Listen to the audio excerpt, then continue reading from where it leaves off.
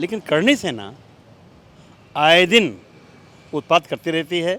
उसे भी समझना चाहिए कि ऐसी लड़ाई लड़ने से कोई फ़ायदा नहीं होगा। भाई मोदी योगी जी काम तो करते हैं, लेकिन जैसे दरोगा काम करता है उस तरह काम करते हैं। उन्हें मुख्यमंत्री के तरह से काम करना चाहिए। उनके कैबिनेट है जो विचार होना चाहिए।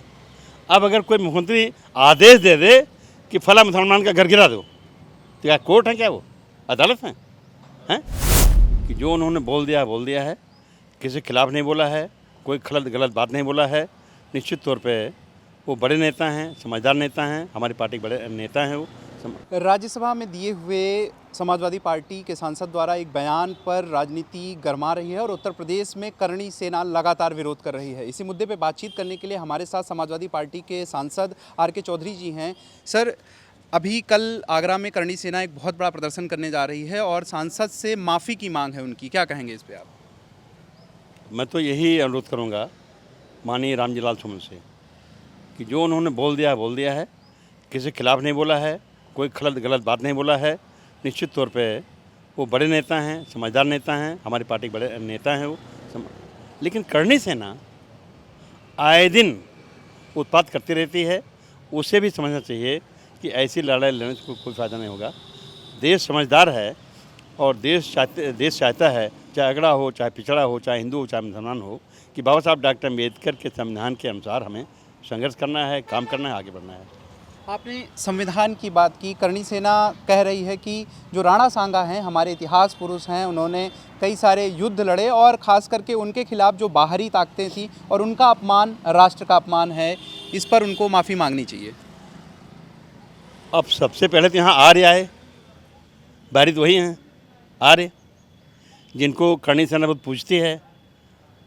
इस देश के जो दलित हैं, पिछड़े हैं, ये तो यहाँ मूल निवासी हैं।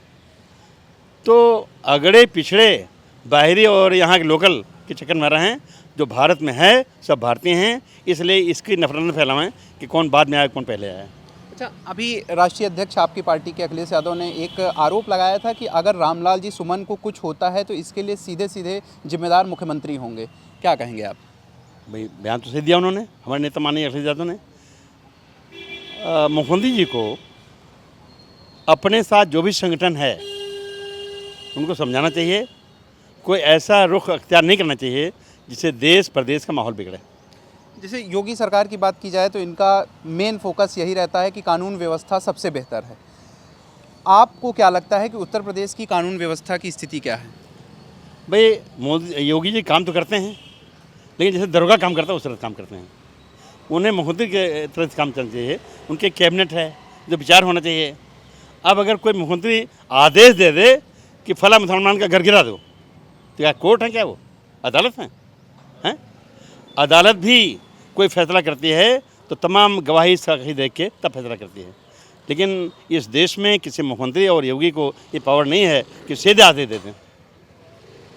आपने बात की बुलडोज़र की। एक बिटिया का जो है वायरल हुआ था, एक बिटिया थी जो घर से भाग रही थी, उसका घर तोड़ दिया गया। उसको बुला करके अखिलेश यादव जी ने, समाजवादी पार्टी के अध्यक्ष जी ने किताबें भी गिफ्ट करी। तो क्या लगता है कि जो भी बुलडोज़र की कार्रवाई हो रही है वो उत्तर प्रदेश के लिए सही है? नहीं, गलत है भाई। तभी दिखाया गया कि एक बिटिया भाग रही है, बुलडोज़र उसके पीछे पड़ा है, तो निश्चित ये मार्मिक सीन है वो। और हमें लगता है इस सीन को देख के योगी जी सहित उनके सभी टीम जो उन्हें गलत सलाह देती है, अब से विचार करके उन्हें देश में, उन्हें प्रदेश में सबका सम्मान करना चाहिए। एक अंतिम सवाल है आपसे। वक्फ बोर्ड को लेकर के तमाम तरीके के विरोध हो रहे हैं, जहां भारतीय जनता पार्टी इसको गरीब मुसलमानों के पक्ष में बता रही है, पसमानदा खास करके कह रही कि उनके लिए बेहतर है। वहीं विपक्षी दल लगातार कोर्ट में याचिका दाखिल कर रहे हैं। आपको क्या लगता है कि वक्फ बोर्ड इस देश के लिए सही है या गलत? देखिए, अगर सही होता, जो पहले था उसे फेरबदल नहीं करना चाहिए था। और अगर प्रस्ताव सदन में आया है, अगर सही होता तो आर के तो विपक्ष नहीं वोट देते। निश्चित तो हम भी वोट अपना हाथ उठा के विरोध किए हैं। और मुझे लगता है कि बीजेपी सरकार को ये बिल नहीं लाना चाहिए था। खास करके प्रधानमंत्री का हो या गृह मंत्री का हो, वक्फ बोर्ड पे यही आया है कि एक क्रांतिकारी बदलाव हुआ है और इससे मुसलमानों को बहुत फ़ायदा होने वाला है। अब ये सही है कि योगी और मोदी दोनों क्रांतिकारी हैं, और योगी ज़्यादा क्रांतिकारी हैं, मोदी जी थोड़ा कम क्रांतिकारी हैं, क्योंकि मोदी जी ने एक टीम पाली है अपने साथ। एक तो एक वैक्सीन बना रहा था वो कोरोना वैक्सीन, क्या नाम था,